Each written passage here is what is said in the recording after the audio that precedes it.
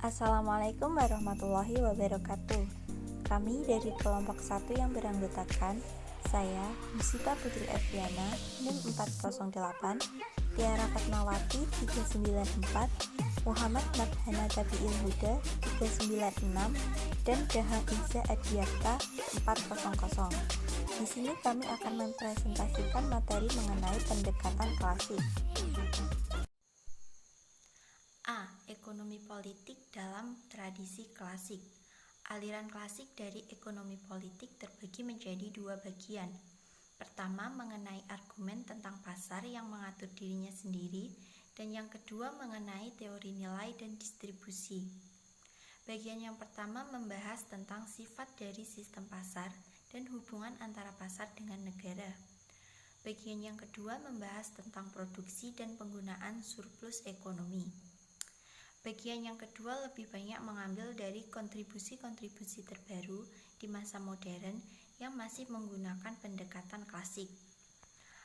Dalam pendekatan klasik, istilah ekonomi politik merujuk pada sebuah sistem pemenuhan kebutuhan pribadi yang terdiri dari beberapa pelaku pribadi yang independen.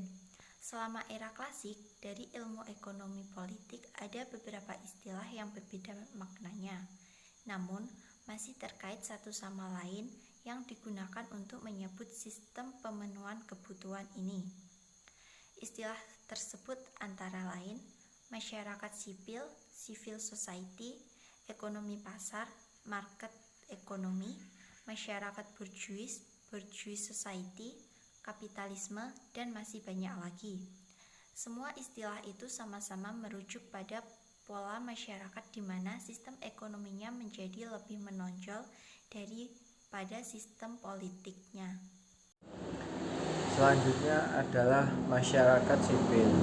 Dalam masyarakat di mana produksi barang kebutuhan sehari-hari atau substansi terjadi dalam keluarga atau dalam sebuah kelompok kerabat dan dilakukan berdasarkan pola pembagian kerja dalam keluarga, maka kegiatan produksi itu akan tunduk pada tujuan-tujuan dan hubungan-hubungan yang ada dalam keluarga itu. Demikian juga keluarga yang organisasi sosialnya mirip seperti pola pembagian kerja dalam pabrik harus memperlakukan anggota keluarga itu sendiri sebagai buruh upah, sehingga juga tidak konsisten dengan tujuan utama dan dibentuknya keluarga. Jika pembagian kerja itu hanya terjadi dalam keluarga saja, maka itu berarti bahwa pekerja akan dibagi kepada anggota keluarga sesuai dengan status mereka dalam keluarga. Masalah pembagian kerja dan penyatuan kembali hasil kerja dapat dipecahkan secara langsung dengan menggunakan struktur dan logika dalam kehidupan keluarga.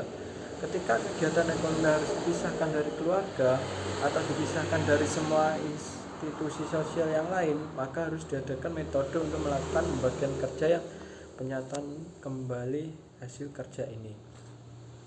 Selanjutnya adalah pasar yang mengatur dirinya sendiri. Banyak ahli ekonomi memiliki kecenderungan untuk menggunakan pemahaman utilitarian, sehingga cenderung untuk mengasumsikan bahwa jika sebuah pasar berhasil memenuhi kebutuhan pribadi dari semua pelaku di dalamnya, asalkan kebutuhan dan sarana pemenuhan kebutuhan itu dapat ditentukan secara jelas, maka dapat dikatakan bahwa pasar itu telah berhasil memenuhi tujuan manusia dan tujuan sosialnya. Sebuah pasar akan berjalan dengan baik jika individu-individu di dalamnya bertindak sebagai pembeli dan penjual. Ketika penjual komoditas, maka penjual mendapatkan uang yang bisa ia gunakan untuk membeli barang-barang yang bisa memenuhi kebutuhannya. Ketika tiap pelaku dan pasar bertindak sebagai pembeli dan penjual, maka uang dan komoditas akan berputar atau sirkulasi di dalam pasar.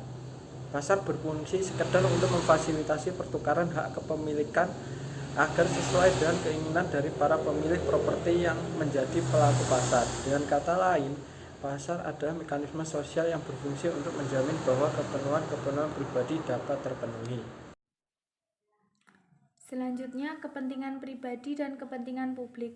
Konsep Adam Smith tentang hubungan antara kepentingan pribadi dengan kepentingan publik yang sekarang menjadi salah satu standar dalam ilmu ekonomi didasarkan pada argumen bahwa pasar kalau diberi kesempatan akan mampu meregulasi dirinya sendiri.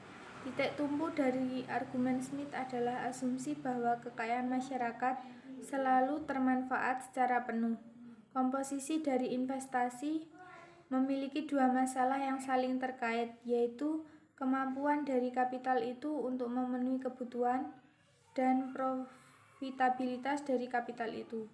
Jika kebijakan pembatasan perdagangan itu membuat kapital mengalir ke industri yang salah, maka justru akan mengurangi profitabilitas dan mengurangi kemampuan untuk memenuhi kebutuhan pribadi dari masyarakat.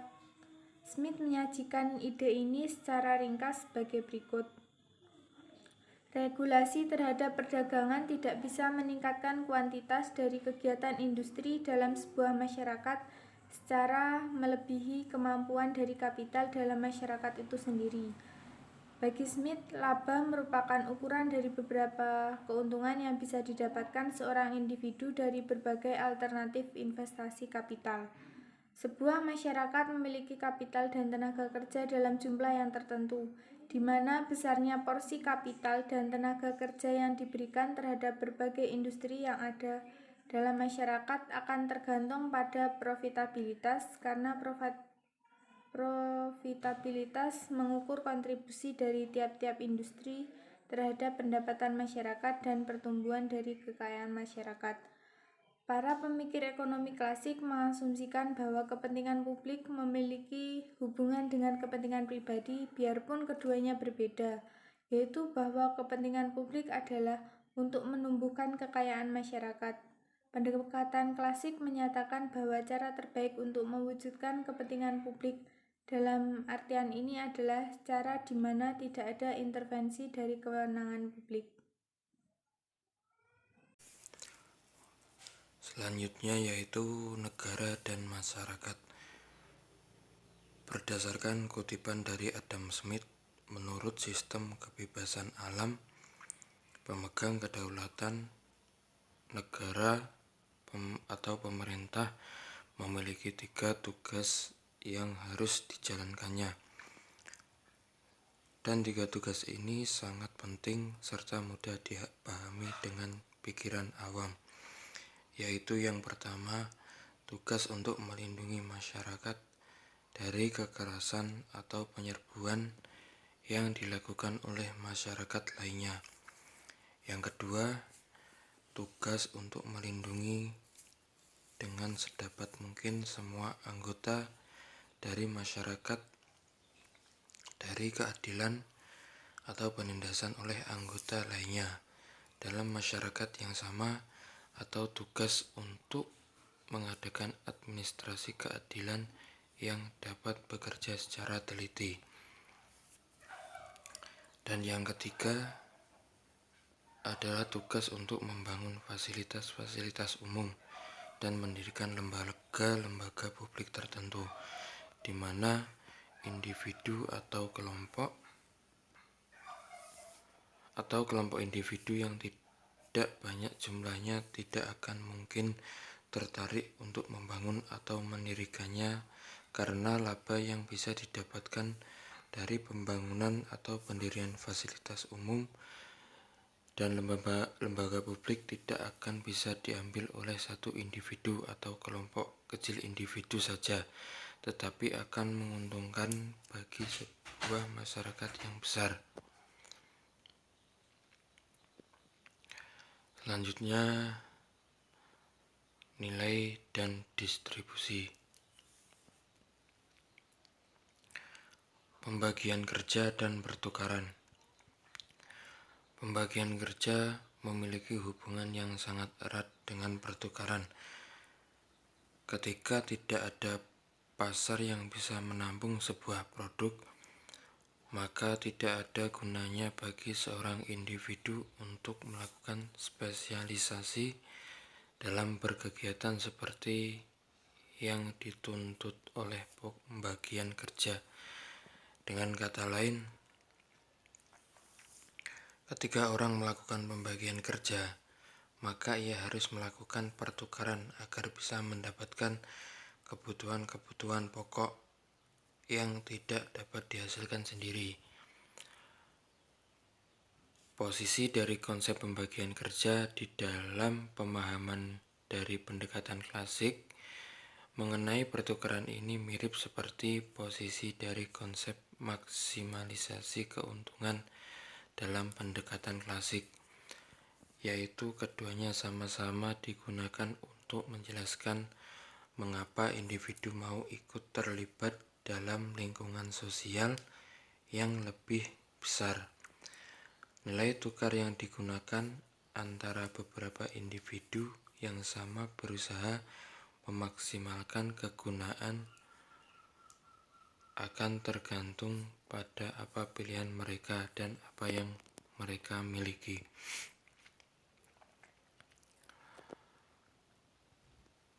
Smith, Ricardo, dan Mark memandang bahwa ada hubungan langsung antara pembagian kerja dengan harga, yaitu dengan mengatakan bahwa harga akan ditentukan oleh besaran relatif dari tenaga kerja sosial yang digunakan untuk memproduksi komoditas. Satu hal di mana pendekatan klasik berbeda jauh dari pendekatan neoklasik adalah terletak pada pemahamannya mengenai konsumsi, terutama konsumsi yang dilakukan pekerja.